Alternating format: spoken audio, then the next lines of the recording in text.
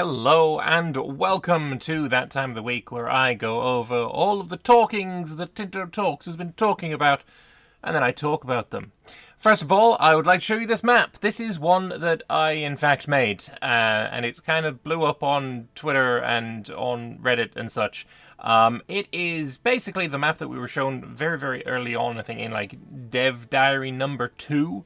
The map of the world in the center, and because we knew the projection, the goal stereographic map projection, I just took a map of that and made it the same color on this. I decided not to do the strokes around the coastlines just to make sure that it was pretty obvious that I was adding it, but just in case anyone was not aware. It also shows, obviously, the scale of the map, and I see a lot of people, and this is why I'm showing this off now, by the way. I see a lot of people saying, oh no, my graphics are going to die, or my PC is going to cry, my this and that is going to the other. But I just don't see that being the case. The size of the map isn't really going to affect the quote-unquote lag all that much in comparison to basically all of the other systems in the game. This will slow down the startup of the game in your loading screens, but not to a level where it is going to be unplayable. It's not going to double the length. Like, you might get, you know, a couple of extra seconds of loading screen for this. I don't think this is going to be the cause of the lag, and yeah, I just wanted to put that bit out there. It is also not just a pixel increase or a fidelity increase. Of course, we've seen maps of the Holy Roman Empire with so many locations in it, and having that on the size of EU4's map just is not feasible. It's not possible. It would be very difficult to click the individual locations to build buildings or move units. It would just be completely unmanageable. So the larger map is super, super necessary.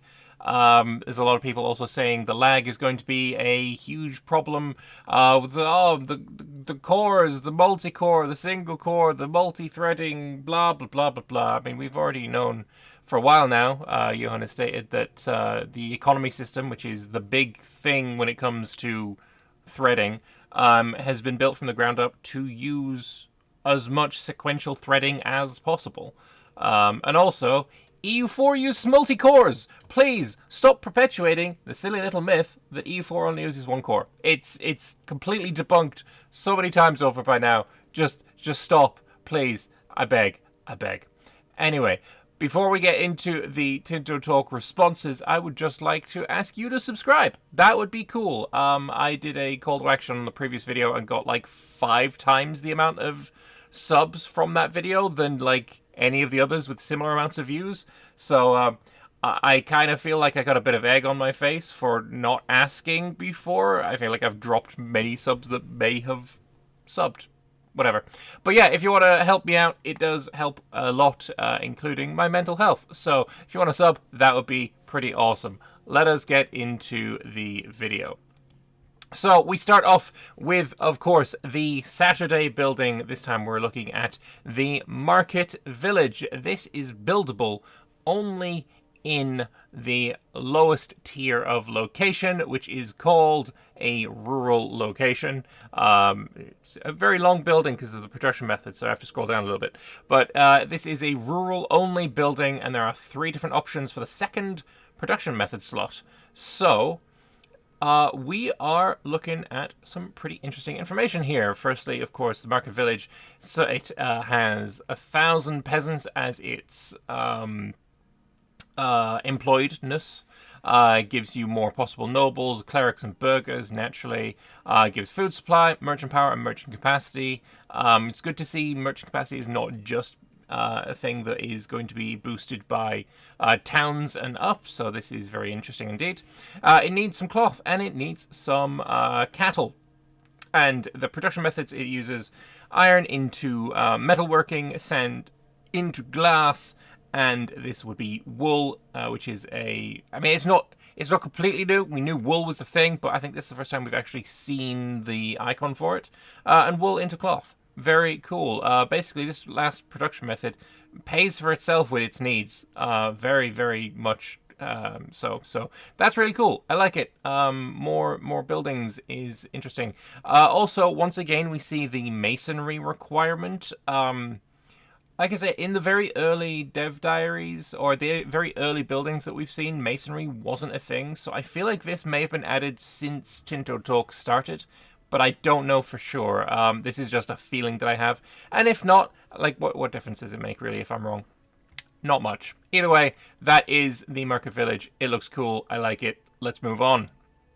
Firstly, we have this thread here from Mr. Wrathful Celt, wondering about if there is an Irish trading market because of we seeing this the golden arrows up above in the map of France. And initially he thought it could be going down to like Aquitaine, but it doesn't. But Johan wanted to come in and clarify that yellow lines are for exports from a market and green lines are imports from a market. So we have this lovely picture here for exports and imports to the Lübeck market, and you can see them all flying around, going this way, that way, and the other. So that is awesome and cool, and I like it. Moving on, though, we have the responses to the Tinto Maps post that we had for France over on Friday.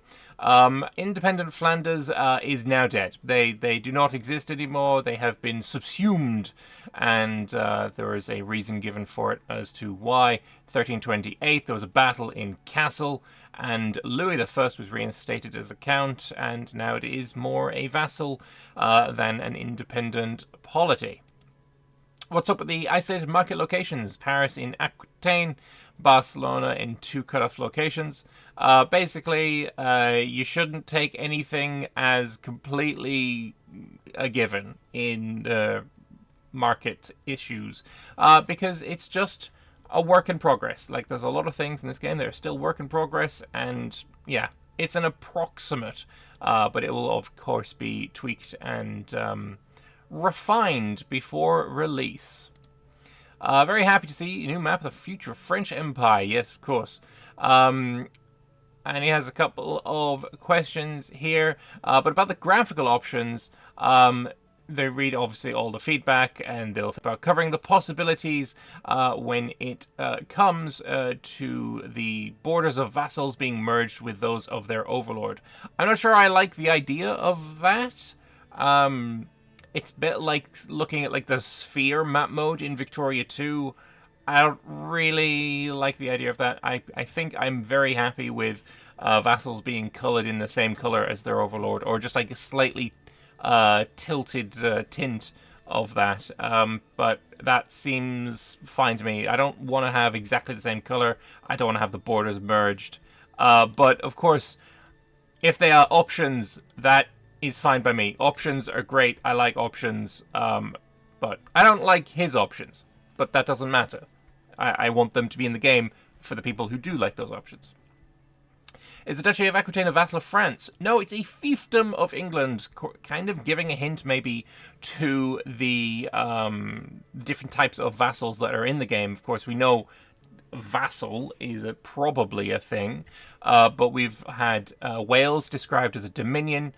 We've had France's subjects described as both vassals and as appanages, like as in separate, not appanages are vassals, but like vassals are a type, and appanages are a type. And we've also now had fiefdom be described as how Aquitaine is towards England. Very cool. You know, it's the French Tinto maps, but given the great diversity of cultures, why was Castilian culture so prevalent in the Iberian Tinto maps? Basically, why is there not a bunch of cultural diversity in Iberia as there is in France? There are a few non-Castilian pops in southern Iberia, but in 1337 it's too early to consider an Andalusian identity. is a regional culture born from Castilian, not to be confused with the Andalusi identity, which we consider the Muslim Iberian culture of Al-Andalus. On the contrary, French regional identities were more diverse by that age, and the uniformization process started a century ago with the expansion of royal powers and crown land started by Philippe II Augustus. Yep. That's basically what I was saying in the Tinto Maps thread, that like the French unifyingness came much, much later. Is Brittany being depicted as a French vassal here? A little worried that while legally accurate, it'll just cause France to annex it before 1300. There might be a few events that could make that potentially more difficult. This I like, right? This is not just a case of quelling fears about Brittany being annexed early. This is, to me, very much an important message saying, by the way, we've got like dynamic historical events coming, right? There are, unfortunately, surprisingly, wildly, a lot of people who don't want these kinds of historical events. They don't want... They consider it complete railroading. They consider it to be completely taking you out of the sandbox. These people are obviously very against mission trees as well. But I disagree with them. I'm not saying they're wrong. Like, it's a different kind of game that they want than what that I want, clearly.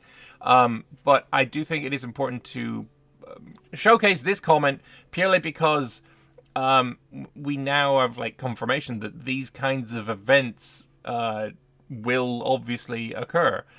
Historical events to make things more difficult for France to integrate Brittany. Maybe the Bretons are rising up and they don't like you, or they're seeking support from the British, or something, or I guess English at this point, something like that. I do remember in 1356, Brittany is in a civil war, and I know this because of Mayo and Texas, of course. Brittany's in a civil war, and England is backing one side, and France is backing the other side. So this literally could be what they're talking about here, that there is a pre-planned event that makes Brittany jump into a civil war, and that is one of the things that kicks off hostilities within the 100 Years' War. So yeah, important comment, I think, to showcase. Lots of questions here. Why is the color on the map a shade of blue rather than grey, white, grey, and black for Brittany? Brittany was clearly more aligned with France after the marriage of Alix de Thouars to Pierre de Dreux. Nailed that. Don't even worry about it. In 1213, this resulted in the elevation to Peerage of France in 1297. Shall we consider it a fully independent country, or one that's considered by that condition submitted to the King of France? It's tricky. We decided upon the option of considering a vassal, but we're open to feedback on the matter. This is obviously talking about why is Brittany, the same color as France, why are they a vassal, etc. Are the location, province, area, region names localized depending on primary culture? There'll be game rules allowing localizations to change its name to different languages. Awesome news. I love to see that. Would country name be able to change from Brittany to Briege? I think that's right. Should we make that cultural transition? It's not possible currently, though I do like that idea, and I might hope that they do make it possible. And making all the Western countries, wood is somewhat inaccurate. Western counties, sorry. Wood is somewhat inaccurate, though I'm not aware of all terrain types, so maybe this is a conscious choice. There should be some kind of heath terrain for certain more barren parts of northwest Brittany, so we'll take that into consideration and probably make those sparse instead of woods. Again, just showcasing that your feedback, if you are aware of things that the devs maybe are not, is being acted on, and that is cool to see. I like it very much. I'd wondered if English possessions in France would be in a PU with England while also being a subject of France. This is the reason I pulled this comment, because it's kind of interesting, and yeah. However, they do look like they are mutually exclusive. Well, don't be able to solve this matter considering France and England could not do so back in 1337. True, factual, and actually reality, yes. We considered the English possessions in France to be under England as it's the closest approach to how they were governed daily. There were a lot of people thinking that maybe with this new international organization system, it might be possible to show Aquitaine being both in English possession and underneath the crown of France. But it doesn't look like that's going to be the case. I imagine it maybe could have been the case if they'd made the French setup be an international organization, but it does seem like that is not going to be happening. So, yeah, maybe slightly unfortunate. Also, I just realized this was Beagletorin. He works on Anbana. Love this guy. Be a little unfortunate that that's not going to be the case, but it is what it is, you know? If I recall correctly, around this time, Navarra had gained, or was about to gain, some lands in France, specifically Longueville, Angoulême, and Mortagne. Nailed those. So good. I astound even myself. How come that's not represented on the map? So, Evreux is in a personal union with Navarra while being a vassal of France.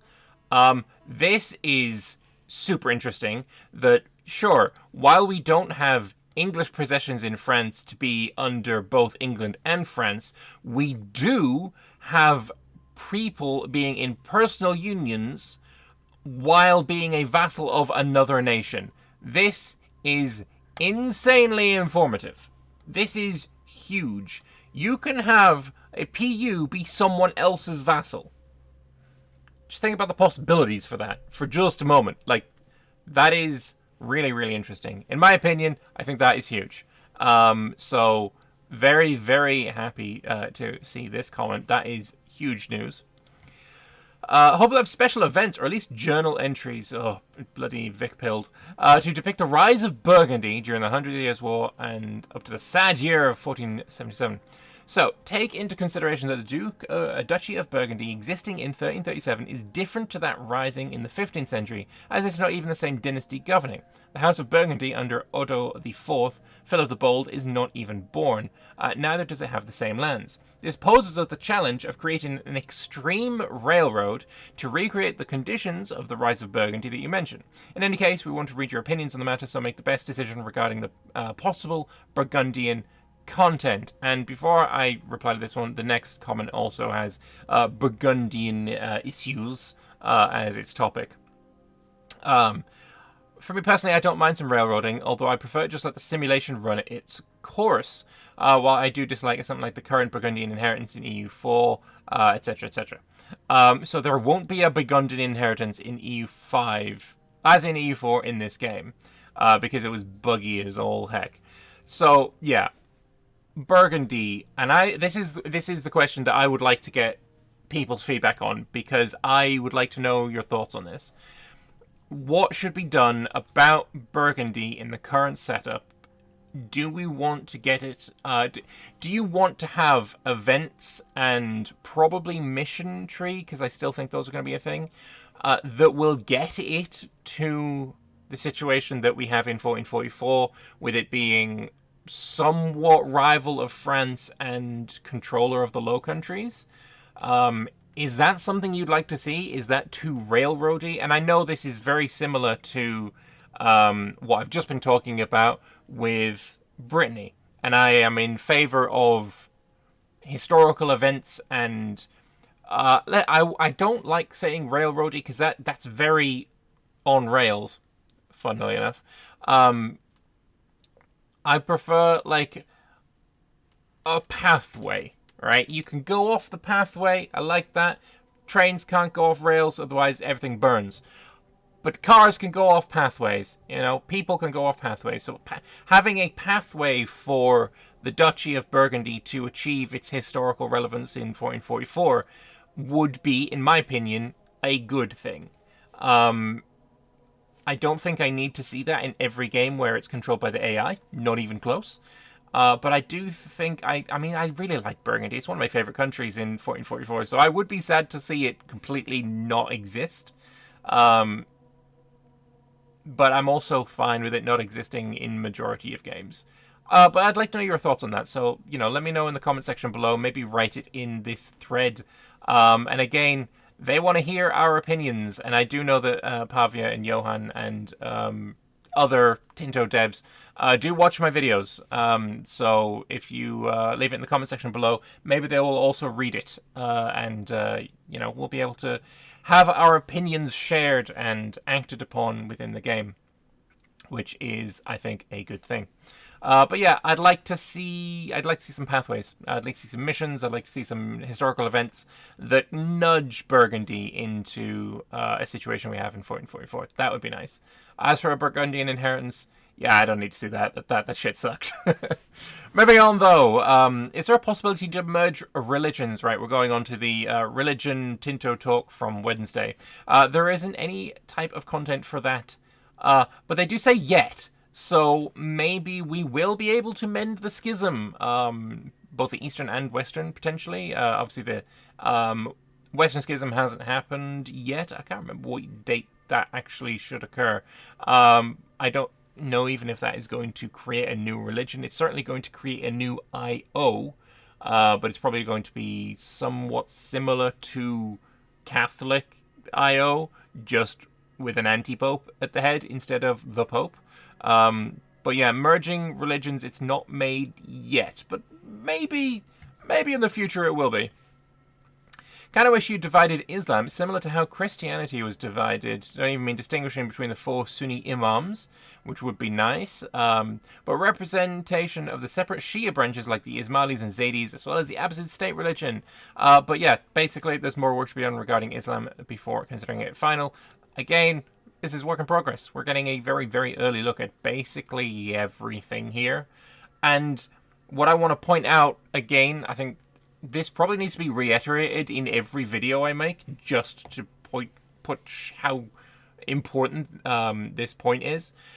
We are not being shown things as this is what we want to make. This is what we are planning to do. This is not... Johan and the team are not Peter Molyneux. They're not promising things that they're going to do and then not doing it. They are merely showing things that they have already done. Everything that we're being shown in the Tinto talks are things that they have in the version of the game that they are currently able to play in Barcelona. Please invite me to Barcelona. I want to play too. But this is what we're seeing, right? Is what is in the game. We are not being shown things that are going to be occurring in a year's time. We're not being shown, a pre-rendered mock-up of what this thing might look like if we'd made it yet. That's just not the case. So everything we're seeing is in the game. And that, I think, is very, very important to understand when looking at all of these Tinto talks and such. It's super important to understand. But yeah, moving on again. Question related to last week's Dev Diaries. If 2 countries are in a personal union and both are in the Holy Roman Empire and their leaders elected as emperor, which country leads the empire? So, mechanically, the electors elect a country and not a ruler. This had a little bit of controversy around it, because mechanically that makes sense. Because we are not playing CK. We are not the rulers of... We're not playing as the ruler, we're playing as countries, right? If we are in a personal union, we are not playing as the ruler of that personal union, we're playing as the country who is involved in that personal union. So this makes total sense to me. But I guess people may be a little bit crusader-pilled for this, and... but it also just... realistically, you're not electing a country. Historically, that didn't happen. We didn't say, oh, we're going to elect Austria. No, you elect... this random Habsburg, Maximilian, or whatever. But yeah, this makes sense to me in a gameplay perspective. Are the blue dots in Iran Zoroastrian? And I actually pulled up a map of what they're talking about. Iran is not in India, but there are some blue dots here that are Zoroastrian. So that's pretty cool. I had to zoom in quite heavily to see that, so that's why it's all blurry, so apologies for that. But yes, this is some Zoroastrians in Iran, and that is cool, because Zoroastrianism is very cool. And a lot of people are like, yes, I like Zoroastrian, praise the sun, and that. I like Zoroastrian because I like queen, and Freddie Mercury was a Zoroastrian. So that's where I like Zoroastrian. That's my reason. Is it possible for us to mod our own unique mechanics? Yes, it is. Awesome. Will there be different types of paganism, or are all under the same paganism as for animism, for example? That is the plan. Is it possible? This is the important one. Is it possible for players in game to change how we view different religions from kindred to enemy, or is it just set like how heretics and heathens are set? Unfortunately, it is set, and this is the one that actually kind of disappointed me a little bit. Looking at the dev diary initially, it looked like the relationship between different religions, like it could still be heretic, heathen, etc., but having that opinion change over time seemed like a really cool addition. Right now, having, kindred to enemy feels a little bit surplus to requirements after heretics and heathens things in there. I suppose it's there to make sure that the Jews, for example, can be more accepted in places like Poland or whatever, or just more accepted in Christian nations than just generic heathens would be. But it would still be nice to see that change a bit, and I think I have seen a comment later on talking specifically about the Jews and how they are treated differently in different nations, so I guess we'll wait until we get onto that. Very cool seeing things, though disappointed by the return of animism. And basically, it's all work in progress. All of the stuff that is animist, and we can go to the map again and zoom out. There is a lot of animist, and people were somewhat disappointed with seeing just the amount of animist on the map. But it basically, animist means it's a work in progress, and we're still working on it, because there are a gajillion different religions in Africa, and you gotta decide how granular you want to get with it, right? It's not possible to map all of the different religions in Africa. It's just not feasible. It's not possible. It's not, honestly, worth the effort to do. Unlike with Europe, there was a lot more, what's the word I'm looking for? Not secular, certainly not secular, but the different areas didn't communicate as much with one another as in it's not as, it's very much more decentralized. So the religions aren't being unified, the religions aren't being centralized, and they are, while under a possible umbrella, they're very, very different, but there's just too many of them really to add in. Like, we're talking hundreds of different religions. Which, like I say, it's just not possible. So while it is being worked on, I guess they're choosing which ones to represent, which ones to add into the game. Don't expect to have absolutely every single one that existed. And I do not envy the person who has to go and research all that, because a lot of it is lost to time. It just is. Moving on, though, we have, what does pop conversion speed mean for plus 10? This is for the building that we saw, was it the parish church, I seem to recall. Let me see if I can find it. Yes, here, for the madrasa. We had pop conversion speed plus 10, and it was a question of, what does that plus 10 mean? It means plus 10 pops per month will convert to your religion. So, again, much more granular, and there's a single location has quite a lot of pops, so 10 isn't going to make a huge dent in it. It's still going to take quite some time to convert your areas. I think Armenia is being represented by a separate patriarchy. Did Ethiopia and Armenia consider each other heretics? So, no, they are both Miaphysite, and there is an autocephalous patriarch in Ani. And if I just head on to this map again, I said that these were both the same, and people disagreed with me. People disagreed with me and said, no, the one in the north is not Miaphysite. It's probably, I can't remember what they said. But yeah, it does seem like they are both Miaphysite, and they're in the same religion. So there is an autocephalous patriarch in Ani, and I know from my comment section that Ani is the one that is in Armenia, I think. I vaguely remember that. Very vaguely, though, let's be honest. Moving on, though. About religions, I think having Karaim alongside rabbinical Judaism would be good. The decline of Karaism is most likely a long process, and the Golden Age wasn't too long ago at the start. This wasn't really answered, but I wanted to include it because I agree with it. Yeah, you may have noticed that North Africa, the Middle East, Central Asia don't have stripes. It's because we haven't had the minorities there yet, which will be an extremely fun task for one of our content designers for the summer. And I would like for you all to take note of the reactions. Many people found this funny, and they liked it, they loved it, they found it informative, they agreed with it. But there is one person who disagreed. One person, and we'll see who it was in a moment. Begging, pleading, and crying that Shintoism isn't just worship the emperor 18th century Meiji LARP, it actually has some more influence from Buddhism and Confucianism. So Shinto will have many Buddhist elements in it, besides many other exclusively Japanese mechanics. Love to see that. It is very difficult to really do Asian religions well, because while in EU4 what we had was Shinto, which had just some mechanics, but not really showcasing the actual, like, what Shinto beliefs were.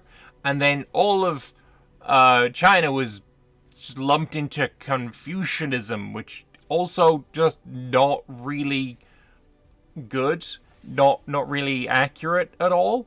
But these are both changing and being worked on, and, you know, China is now all Buddhist, if I recall correctly, Mahayana Buddhism, but they will have Confucian mechanics while under the Buddhist umbrella. Again, it's not a perfect one-to-one with reality, but it's probably better than what we had, which is good. Improvements are good. But yes, moving on. Very disappointed in the Islamic faiths and the homogenous blobs there in EU4 and attached on the map. They won't be homogenous in a few weeks. Again, game is being worked on.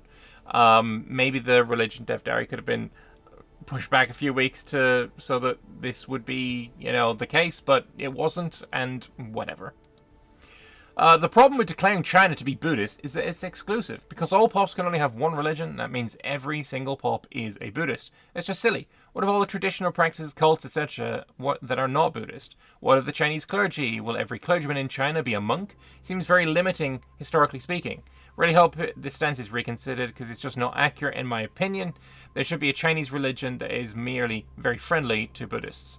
So here it is, what I was talking about. Representing the Chinese system of beliefs is difficult and complex indeed, and I think it wouldn't be possible to have an entirely accurate depiction of them because of this complexity. However, trying to depict them in the best possible way to make it work with the different game systems. That's basically what I'm saying. Like, it's an improvement over what we have in E4, for sure, absolutely, certainly, and while I'm sure if we have supercomputers, we'll be able to get every single person's exact beliefs, you know, in there. But it is always a thing that you have to keep in mind. Game systems, mechanics, and feasibility. And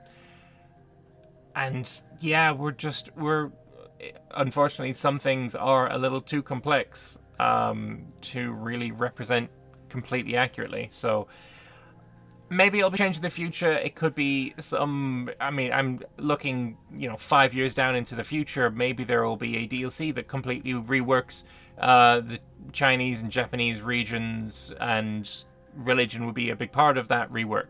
It's what I could see in the future, and before anyone cries at me and says, no, DLC bad. No, DLC not bad. DLC is why EU4 lasted 10 years. And it is a good thing. Post-release content is good, and I wish to see it. But yeah, no, that's kind of what I'm feeling here. I think what we have is, again, I'm not a complete China specialist or Japan specialist, so that's not my intense area of expertise or interest. So I can't say with any real authority or confidence or anything like this. But I'm just going to trust. I'm just going to trust, and hopefully that's good enough. Somewhat relevant, but I still want to ask it. Are we going to see the return of Imperative Rome's amazing holy site and relic system? So there are holy sites for those countries that consider some sites holy, but it looks like we're not getting the relic system, which is like little bonuses, little toys that you can put in your holy site to get a bonus. I'm glad that that's not going to be a thing. I don't think it really fits the more simulationist aspect that we're going for in EU5. But oh yeah, it's just really noticed as well. It's one pro Bavarian that asked that question. Yeah, I'm glad that this isn't a thing, and yeah, holy sites for those religions that revere various sites are going to be in, which is good to know. And here is what I was talking about before with the respectfully disagree. One content designer is a single unlucky lad who has the summer to dig up obscure references about the religious makeup of everything from Morocco to Samarkand, and the only person who reacted with a respectfully disagree to his reply is that person. That's funny. I like that. Maybe it's the same guy as this one here as well. All of this is really cool. I like to see a much more diverse world, especially considering the animist blob is just a massive placeholder. It's very nice that people are starting to realize this. I suppose we are in comment 463 from this thread, though.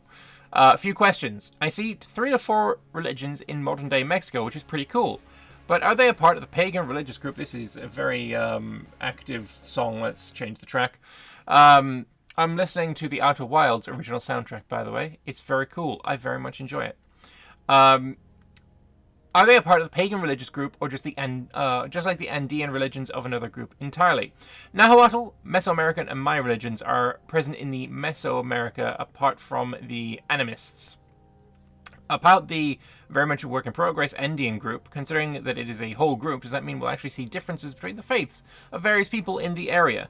Currently, only the Inti religion is a part of the a part of the Andean group. Which is interesting that they get a whole ass group all to themselves, the greedy bastards.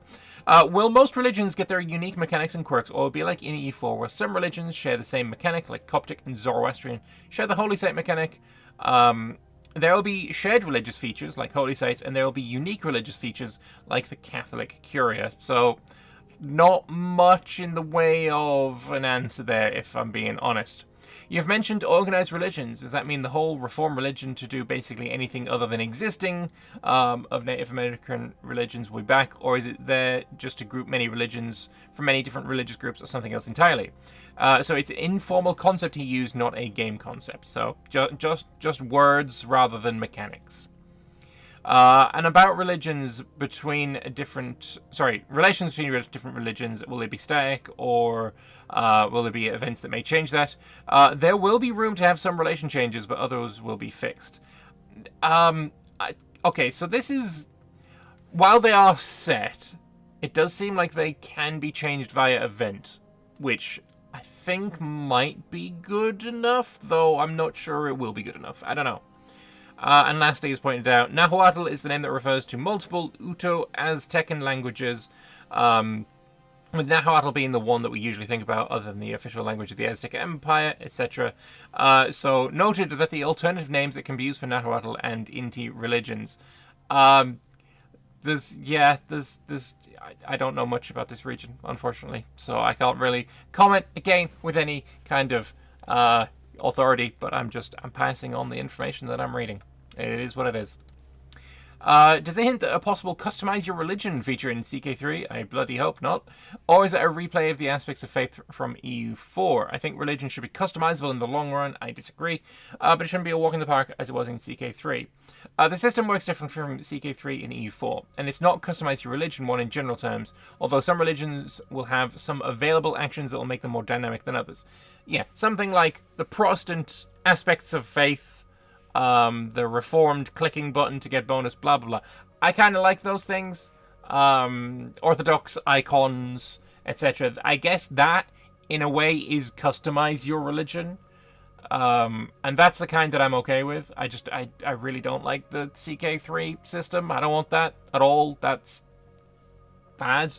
So, yeah, I don't want that, but I do like, having more actions that make my religion more dynamic. That is very cool.